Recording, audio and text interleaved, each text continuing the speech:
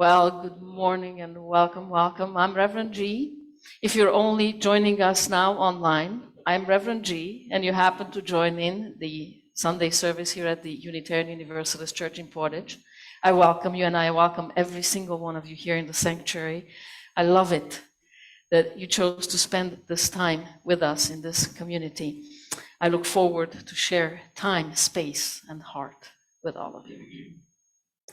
I'm also grateful for every single one of you who are making sure that our services happen. They happen beautifully, smoothly, they're fulfilling. There's a lot of work that goes behind the scenes, in the scenes, and I'm grateful to every single one of you. Thank you.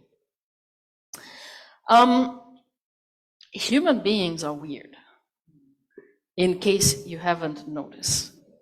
Our belief systems trip us up a lot. And Harold, who attends here and he's a retired UU minister, always says that every minister has one or two sermons in them, and then they give a variation of that through their lifetime. And although I would like to disagree with him, he's probably quite right. So the one thing that I always say, and I'm going to say again, repeat again, that the universe isn't made of atoms, it is made of stories. So the universe isn't made of atoms, it is made of stories. And these stories become our belief system. And then our belief system, of course, is our religion. And what do we do with religion? We practice it. So let me take you way back. If we look at the history of humanity, it has been a lot shorter time that we now know and believe that the earth, in fact, is not flat. It is a globe, right? It is, but for the longest time through history, we believed that the earth was flat. Furthermore, we also believed that everything else rotated around the earth, like the sun. And turns out that we were quite attached to that belief system. And we are willing to do serious things to defend our belief system. For instance, when Copernicus and Galileo, they came forth and they said, actually, we've been watching, we've been studying the skies, and we don't think anymore that the sun is rotating around the earth. We think it's quite the other way around. And the church was very disturbed by their messaging, and so they had to pay the ultimate price for speaking against the belief system of the day. So since, of course, we've been to space, and since we know that the earth is not flat at all, but letting go of that belief system wasn't easy. It took hundreds of years. And, believe it or not, go online, and there's the Flat Earth Society. So there's people who still believe that this is a hoax. The earth is flat, because human beings are strange. And we're willing to do terrible things to defend our belief system. Therefore, belief systems must be constantly investigated, looked at. What I always say, turn it upside down. There may be an expiration date, and you're the last one to know. And then belief systems. If I take your belief systems away from you, all of them, I give you a basket, put them in here, all of them. You are now empty. How long will it take you to erect a new belief system? Seconds. So why be so protective about your current belief system? Why be so touchy about it? Now, why am I telling you about this? Because there's belief systems of today, right? Gay is a problem. Then, bi is a problem. Trans people, everybody has a problem with them. Because you know how it is? The story, like trans people, even bi people, like gay people are not that accepting to them either, often. It goes like this: hero finds the monster, fights the monster, slays the monster, becomes the monster. So we gay people fight for rights, get rights, and then go and question the trans community. Go and question the bi community, or whatever community might show up. We are also unable to deal with differences because gay people also have belief systems. And strangeness, something that's different from us, it's also hard to process. So then we discriminate. And I want to talk about this today. Not about just gay people discriminating about trans, but about discrimination in general. And today I am focusing on the LGBTQ community, and that does not mean that there's no other discriminations that I'm quite aware of in this society. We will talk about those on another Sunday. I've also noticed that authoritarian regimes have the hardest time with difference. Yeah, like, so if people are different, it's authoritarian regimes that come down hardest, which tends to be the church, which is authoritarian. It's top down. Muslim countries often. The Republican Party. It is not as true for the Democrats, the Republican Party. And why is that? I've been thinking about that. Why is it that they have such an issue with it? And this is what I came up with. Don't believe anything I say. This is what I came up with. So, again, look at it every which way and see if it has any value. When you don't fit into a society, into the church, whatever system that is, when you don't fit in there because you're different than most of them, invariably you start thinking, why don't I fit? What's wrong with me? Then once you had enough thoughts about what's wrong with me, you start thinking, maybe there's something wrong with the system, and that's why I don't fit in here. Maybe there's nothing wrong with me. Maybe there's something the matter with the system. The system got this wrong. Well, if the system got this wrong, what else did the system may have gotten wrong? And that's dangerous thinking for an authoritarian system. So that's why top-down systems will not allow for otherness, because top-down systems cannot afford to be questioned. That's the only way top-down systems work. You can't question them. So that's one reason. But of course then, and I think that is the main reason for top-down systems to not allow otherness.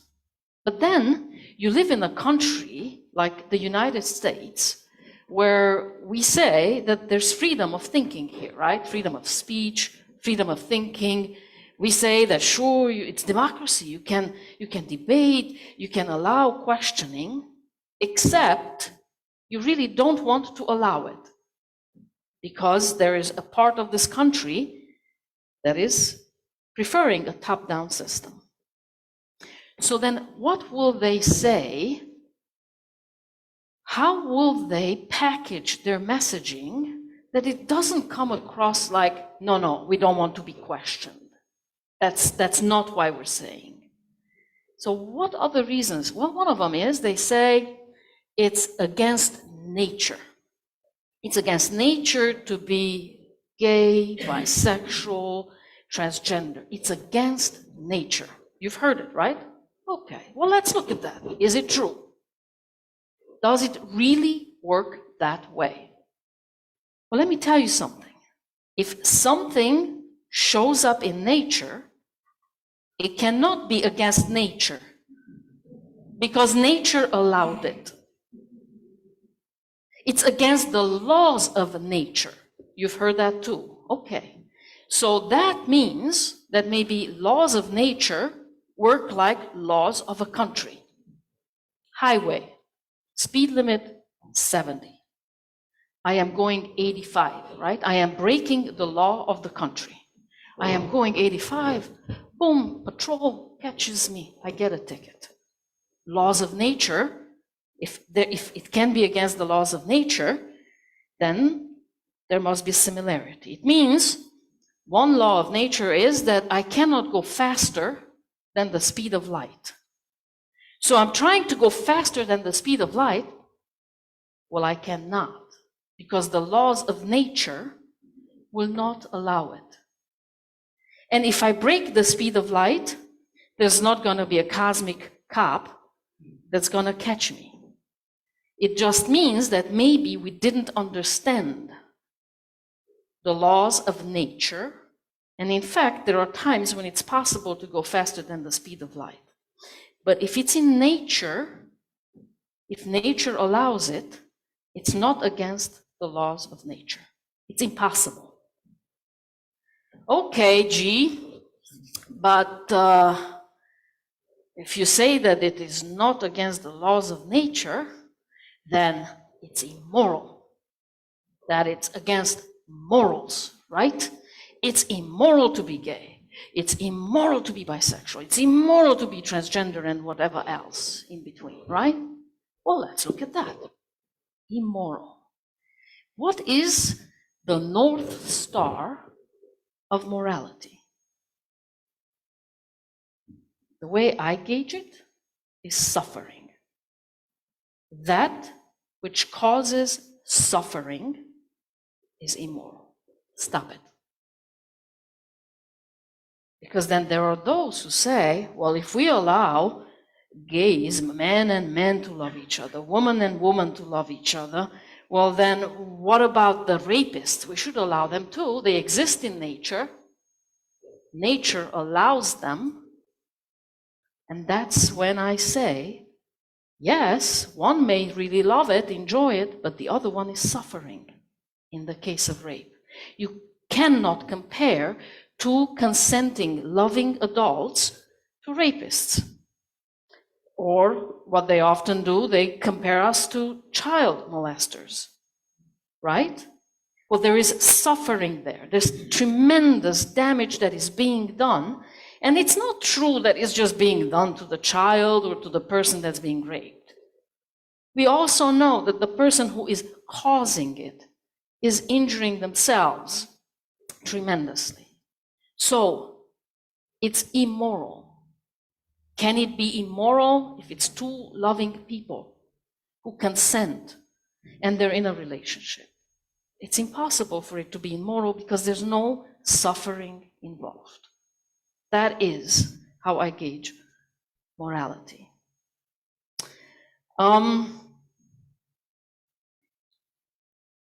So then, we say that it is against God.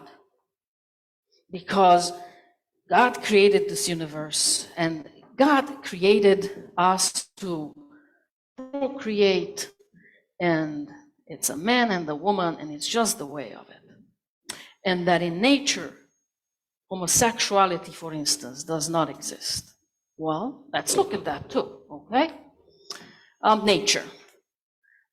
Turns out that our closest relatives, the chimpanzees, homosexuality is actually quite frequent among them, and so is among the bonobos.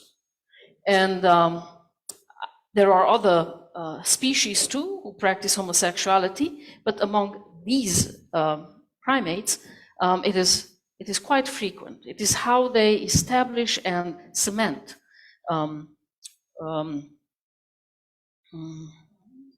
bonds and alliances. It is also said that there are the arguments to say that sex is for procreation. Shall we put that to bed? Is that really true? So maybe that argument, we don't even really need to look at that very deeply and very seriously, because that is no longer true. That if everybody were gay, then there would be no procreation. Well, there's history. Everybody is not gay, and there is procreation. There's no shortage of human beings. So the arguments are thinning, right? They are just thinning and thinning and thinning. Now, what about the transgender people? Can that be against nature? Well, no. Now we know that it's not. What it is, it bothers our belief systems. It makes us take a look at ourselves, and because we don't understand it, we're uncomfortable, because we're weird people. If we don't know it, if it's unknown to us, we fear it. We're at the very least cautious about it, but it causes discomfort. Who likes to be uncomfortable? I don't. And then if in your presence I'm uncomfortable, then I want you to fix it. Why should I look within? What sort of thoughts are causing my discomfort around you? Instead, you change, be the kind of person I'm comfortable with. And then life is back to being good. Yeah? Well, why? How can we then grow? How can then we expand our consciousness? And who said we shouldn't be challenged in who we love, how we love, who we embrace? Who said that we always have to be comfortable? And then if you wish to think about it this way, think of comfort as a box. I am comfortable within this box. Everything that shows up in this box, this I'm comfortable with. I'm familiar with, I'm comfortable with. So then, something in my life shows up that causes discomfort. Good. I'm going to look at it. I'm going to look at this. Why? And then pretty soon, I'm going to be comfortable with that too. And with that, I've just expanded my box. And I believe that that's what life is all about. That's what we are called to do. Keep growing your box of comfort. Keep growing your box of inclusion. That is a life worth living. A life that you keep small, shrinking, safe. I question that. So what can you do? What should you do? First of all, live an authentic life. Allow yourself to be fully authentic. Everything that you limit within yourself, you do not allow, you will want to limit in me. Because otherwise it's very painful to admit that I'm not allowing myself the fullness of expression as it is true for me. And we limit ourselves all the time because we live in a society that wants to clip our wings. And then when we let them, and where we let them, that's so painful. But it's calling for healing. So grow back your wings. And guess what? Wherever you grew back your wings, wherever you allow yourself to be authentic, you will notice that all of a sudden you can allow others to be authentic as well. Because that's what you value now, an authentic life. However it is true for them to show up, yeah, I support that. Yeah, I celebrate that. I don't understand it. I don't want to be it. But I don't need to be it because I'm fully authentic over here.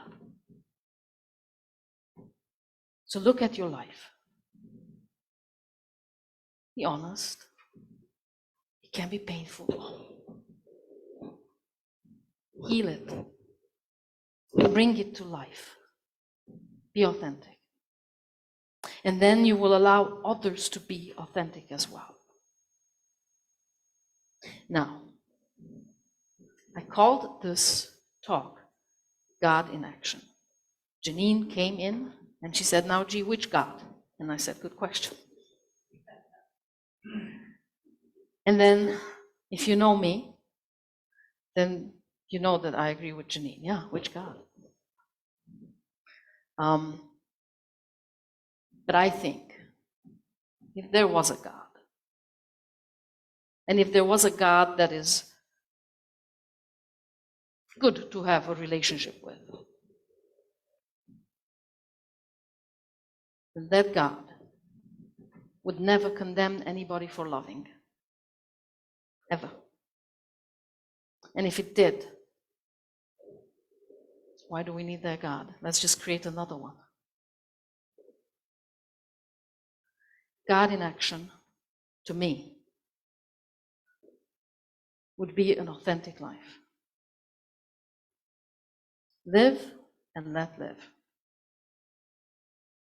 And take it seriously. Live and let live. And then, once you healed, because as within, so without, you healed yourself. You allowed yourself to live an authentic life. Then, go out there and join communities, or join this community, any community that feels comfortable to you, that shares your values, and do good work in the society. Heal society. Be that person who works towards that goal. Join groups.